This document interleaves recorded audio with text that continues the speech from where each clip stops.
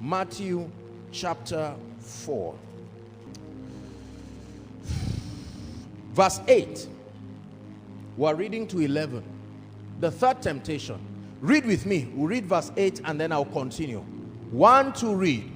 Again, the devil taketh him up into, stop, not towards, into.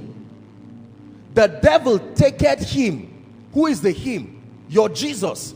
Taketh him into an exceeding high mountain. And what happened when they got to that mountain? He stood from that mountain and saw the glory of the entire earth. That there is a mountain a man can stand, and from that mountain you can see the glory of the whole earth. This is the mountain that Satan took Jesus. There were many mountains, but he knew only one would be worth tempting Jesus in. And he took Jesus to that mountain. The Bible calls it an exceeding high mountain. And then he showed him the kingdoms of this world and the glory of them. Next verse.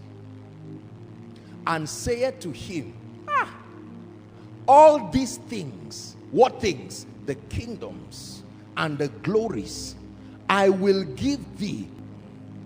So Satan is negotiating a transaction here, but there was a location. He said, Jesus, I want to talk to you, but let's go up the mountain. We don't do these kinds of discussion on a plain land.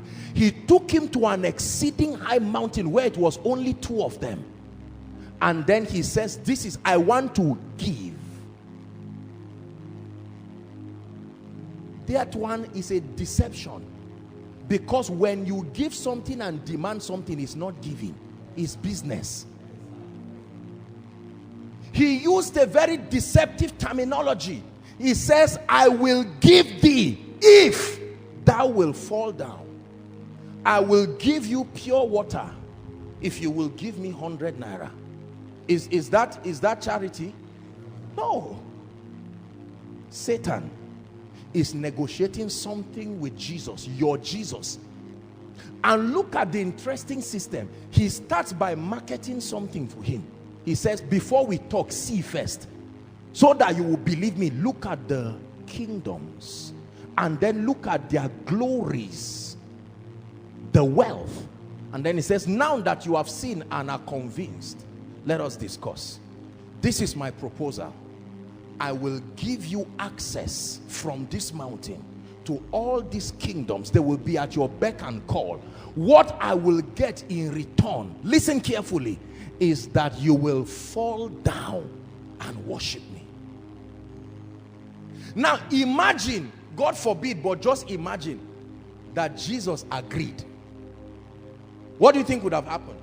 Jesus would have come down that mountain with strange influence that you cannot explain. Now you were not there. All you know is that he bowed down and said, Satan, I'm more interested in the kingdom and the glory. O King Satan, I acknowledge you as my Lord. I give you my heart. And Satan says, okay, as I agreed. If Satan tempted Jesus, how many other people has he taken to that mountain to say, come, forget about this, let me show you how things happen in this earth. And then he says, look at this, I will give you these kingdoms and the glory. Bow down to me. Not everybody will say no. Some people will say yes, and will say, this is the deal. Here you have, go down. Immediately they go down. In 2 months, their albums are all over the world, regardless of what they sing. And you say, my God, this guy is so skilled. No. Something happened up the mountain. I pray that God will open your eyes to understand what I'm teaching you tonight. There are certain dimensions of the supplies of God that cannot happen by doing business with men. You must do business with spirits. I cast my crown before, listen, the highest royalty. Remember, that's what Satan wanted. Bow down and worship me. Satan has been obsessed with allegiance and loyalty. The kingdoms did not mean anything to him. The glories did not mean anything to him. But he knows that it is the system that men need. And so what he decided to do was to make sure that he has control of those systems, and then he will continue to call men to say, let us negotiate. What shall it profit a man if he gains the whole world? Question, where did that business happen? That he gained the whole world? Because that is a business terminology. What shall it profit a man if he gains the whole world? Where is the law? Show me where men gain the whole world. Do they gain it in a bank? Do they gain it in an investment house? Show me where men gain the whole world and give up their soul. That business, when you get there, the commodity is your soul versus the world. Not your product. Your soul and the world. Your soul and the world. Your soul and the world. Your soul and the world. So you now know that it says, I wish above all things that you prosper. But I hope your soul too was not lost while you are prospering. I hope that the way you prospered was God's own way. I know how you are prospered. When your soul does not prosper, it was exchanged for your wealth. Sit down, sit down, sit down. Yabone nakao sujada nena sarkin salama sarkin. My concern is not your prosperity. I can know what kind of exchange happened by looking at your soul. Immediately I look at your money, the next thing I should look at is your soul. If I find out that your spiritual life went down, there was an exchange that happened on the mountain. Whether you are aware or not, you have followed a system that has sold your soul.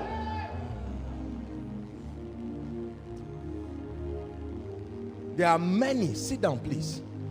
There are many men of God. There are many businessmen. There are many captains of industry that received the world and sold their soul. This temptation Satan gave Jesus was not the last time he would give it. He has been giving it till today.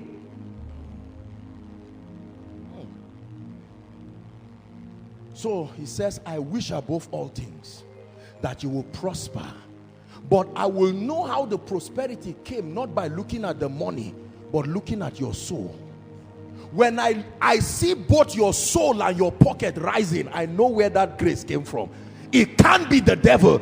The devil will never allow your pocket and your soul to rise at the same time. So I look at your prosperity and then I look at your soul. I see that in your rising, you gave up your values. You gave up your character. You gave up your family. You gave up your integrity. I know that there is a negotiation happening. You are giving your soul for mundane things. Are we together? Look what Jesus did. Verse 10. Jesus said, get thee hence, Satan, for it is written, thou shalt worship the Lord thy God, and him only shalt thou serve. What was Satan looking for? Allegiance. Satan does not need money. He does not want money.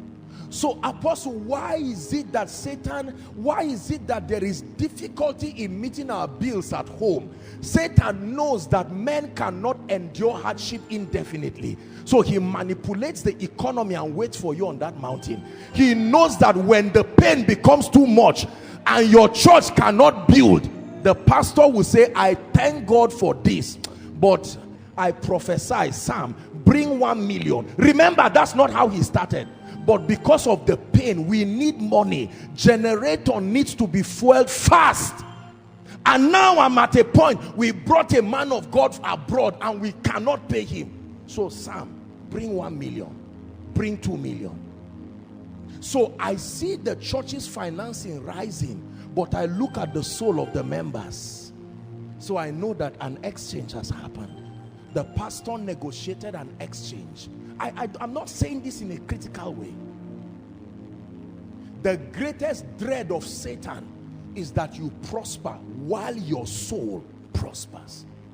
What then is his gain? Think how annoying it will be for me as a businessman. This is what I'm selling. Look up, please.